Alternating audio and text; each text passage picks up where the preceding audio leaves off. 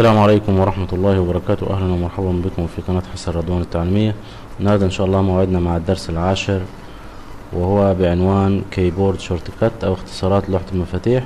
اختصارات لوحة المفاتيح هي عبارة عن الضغط على مفتاح أو أكتر من لوحة المفاتيح لتنفيذ أمر جهاز الكمبيوتر بطريقة سريعة زي ما هنشوف دلوقتي.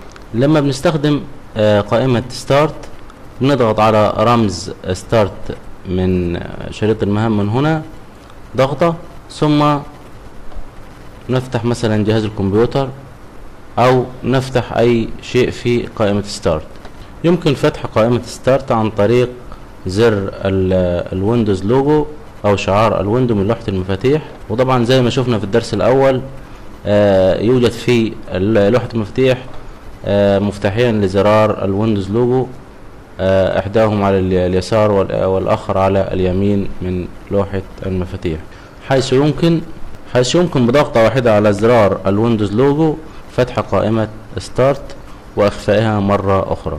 كما يمكن ايضا التنقل بين النوافذ المفتوحة switching between opening windows عن طريق اختصارات لوحة المفاتيح. زي ما هنشوف دلوقتي، لو انا فاتح اكتر من نافذة في جهاز الكمبيوتر زي ما احنا شايفين، نافذة برنامج البينت او الرسام، نافذة النوت باد، ونافذة جهاز الكمبيوتر، وايضا الكالكوليتر او الآلة الحاسبة.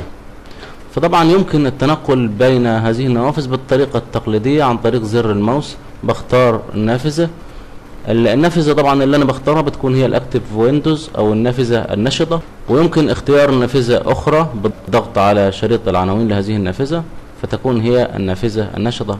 ولكن يمكن التنقل بين هذه النوافذ عن طريق اختصارات لوحة المفاتيح، وذلك عن طريق الضغط على مفتاح الت ومفتاح تاب. الضغط على مفتاح الت وكل ضغط على مفتاح تاب تقوم بعرض نافذة مختلفة كما سوف نشاهد. فالضغط على مفتاح تاب يقوم بعرض النوافذ المفتوحة كما نلاحظ، فكل نافذة نقوم بترك زر تاب عليها تكون هي النافذة النشطة. الت وتاب، ونقوم بالضغط على مفتاح تاب لاختيار النافذة المطلوبة.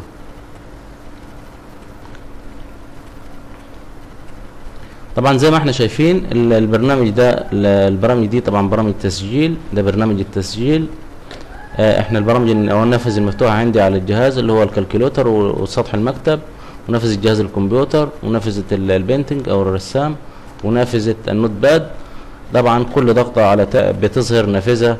كما يمكن ايضا عرض هذه النوافذ بطريقة ال 3D زي ما شفنا قبل كده عن طريق الضغط على مفتاح الشعار الويندوز والتاب. ايضا بالضغط على مفتاح شعار الويندوز والتاب يقوم بعرض هذه النوافذ بطريقة ال 3D او عرض ثلاثي الابعاد، ولكن لابد ان تكون طريقة او خاصية الويندوز ايرو فعالة كما تعلمنا في الدروس السابقة. فبضغط على مفتاح شعار الويندوز، بضغط على مفتاح تاب، فبيتم عرض النوافذ المفتوحة بشكل ثلاثي الابعاد. كل ضغطة وانا فاضل ضاغط على مفتاح شعار الويندوز، كل ضغطة على التاب بتعرض نافذة تلو الاخرى. دي طريقة عرض النوافذ بالشكل العادي عن طريق الت وتاب، وعن طريق بشكل ثلاثي الابعاد عن طريق مفتاح الشعار الويندوز والتاب ايضا.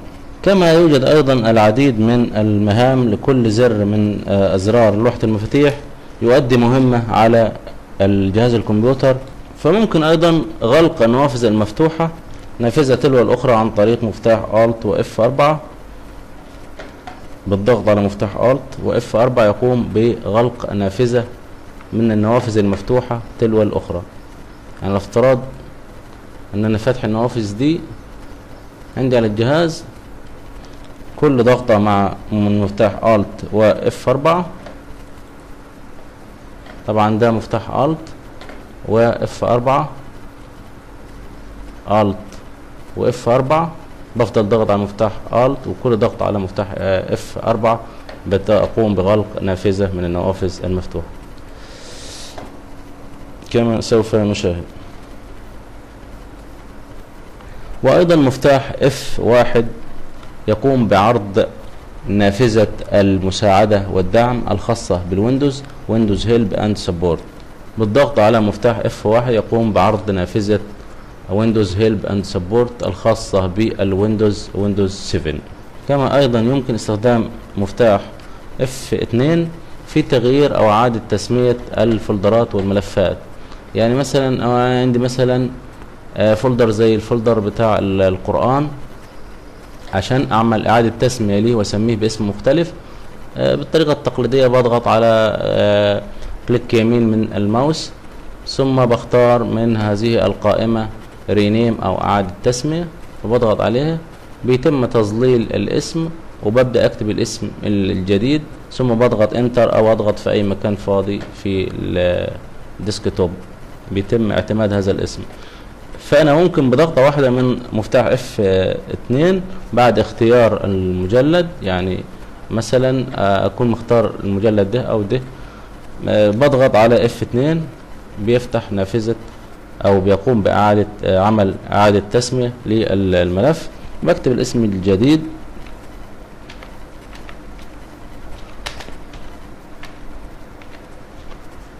وبضغط انتر، وبكده ممكن اعمل اعادة تسمية بشكل سريع عن طريق اختصارات لوحة المفاتيح.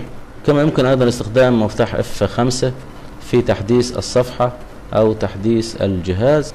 كما يقوم مفتاح شعار الويندوز بالعديد من المهام، ومنها انه بستخدمه مع بعض المفاتيح للكثير من المهام. فممكن استخدم زر شعار الويندوز زي ما قلنا قبل كده الفتح واغلاق قائمة ابدأ، وبستخدم زر شعار الويندوز مع مفتاح باص. طبعا مفتاح باص موجود في لوحة المفاتيح. هنا الاول مفتاح برنت سكرين، وبعد كده سكرول لوك، ومفتاح الباص او مكتوب عليه باص او بريك.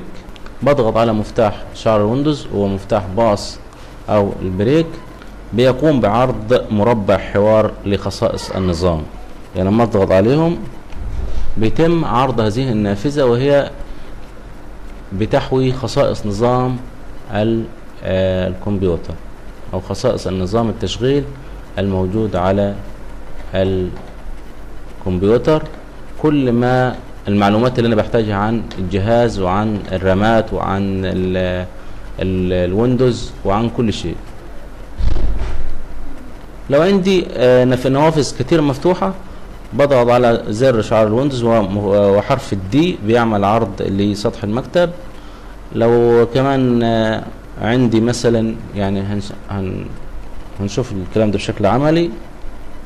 لو عندي اكتر من نافذة مفتوحة في على سطح المكتب بضغط على مفتاح زر شعار الويندوز وحرف الدي، بيقوم بتصغير كل النوافذ بعرض سطح المكتب.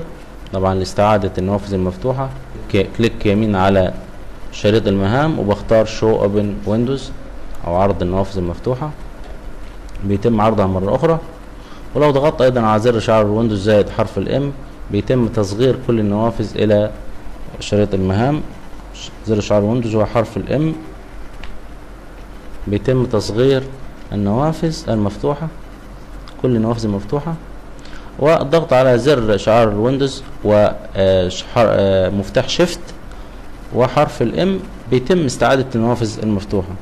يعني بضغط على زر شعار الويندوز ومفتاح شيفت وحرف الام بيتم استعادة كل النوافذ المفتوحة مرة اخرى. زر شعار الويندوز مع حرف الاي بيقوم بعمل فتح لنافذة ماي كمبيوتر. يعني زر شعار الويندوز وحرف الاي من لوحة المفاتيح بيقوم بفتح نافذة ماي كمبيوتر بطريقة سهلة وسريعة.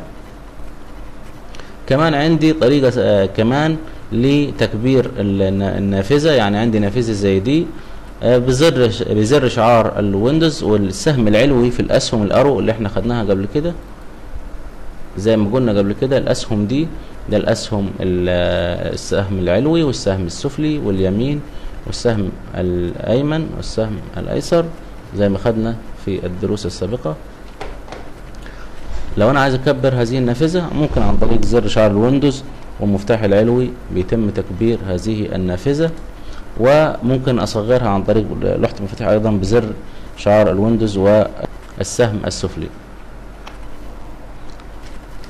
ده جزء من استخدامات اختصارات لوحة المفاتيح في جهاز الكمبيوتر، والموضوع طويل جدا، ولكن احنا يعني اختصارا للوقت خدنا الحاجات المهمة والدارجة، وممكن ان شاء الله في نعمل فيديو خاص لاختصارات لوحة المفاتيح او كيبورد شورت كات. والسلام عليكم ورحمة الله وبركاته.